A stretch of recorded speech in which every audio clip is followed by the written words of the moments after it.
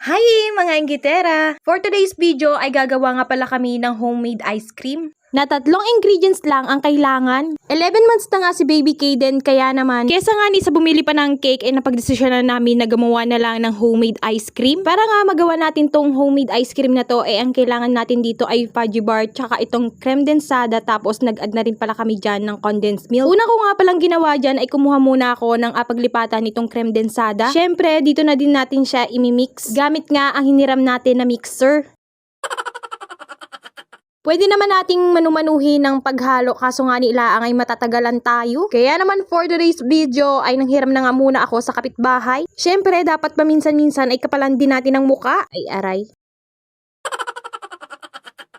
So, sinimulan ko na nga ni palang i-mixer itong ating creme densada. Ito nga ni palang ating creme densada ay chinilled lang natin ng 2 hours. Yun daw kasi ang sikreto para dumami itong ating creme densada. High school pa lang talaga ako ay mahilig na akong gumawa ng mga dessert kahit na wala kaming rep. Ay, anong inagawa ng kapitbahay? Char.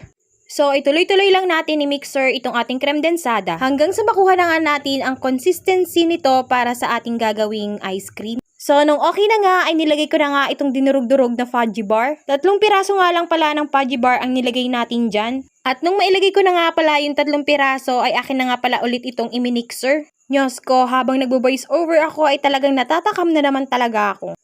Nung medyo nahalo na nga yung fudgy bar dito sa ating creme densada, ay naglagay na nga din pala ako dyan ng kaunting condensed milk. Syempre, sa paglalagay nitong condensed milk ay tansyahan na lang. Choice nyo na yun kung adamihan nyo baga o hindi. Pero sa akin ay kaunti lang ang nilagay ko dahil matamis naman na yung fudgy bar. At nung natapos na nga, isinalin ko na nga dito sa isang lalagyan. At habang sinasalin ko nga itong ating ginawang mixture, ay sabi ko nga sa Diyosawa ko ay magdurug-durug uli siya ng fudgy bar para nga sa magiging toppings nitong ating homemade ice cream. At alam niyo ba mga mi na hindi lang to basta-basta dessert na panghain lang sa handaan? Pwedeng-pwede nyo nga din pala tong gawing negosyo, lalo na't madali lang tong gawin at kaunting ingredients lang ang kailangan. So nilagay ko na nga ni pala itong fudgy bar na dinurug-durug para maging toppings nga dito sa ating homemade ice cream. O diba, in just 3 ingredients ay nakagawa na ako ng ice cream.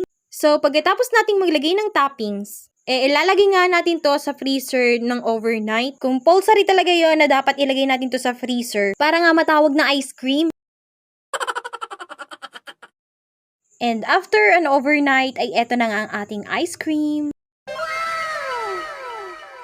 So, it's taste time! Hay nako, legit mga mare. Tunay nga ang hindi nakakaumay at napakasarap. Hindi nga talaga umabot hanggang hapon. Umagang-umaga pa nga nila ang inalanta ka na ng Diyosawa ko. Kaya naman kung may mga handaan dyan sa inyo ay gawin nyo na din to mga mare. O diba, craving satisfied na naman ang buntis? Oy, char. Yun lang for today's video. Bye!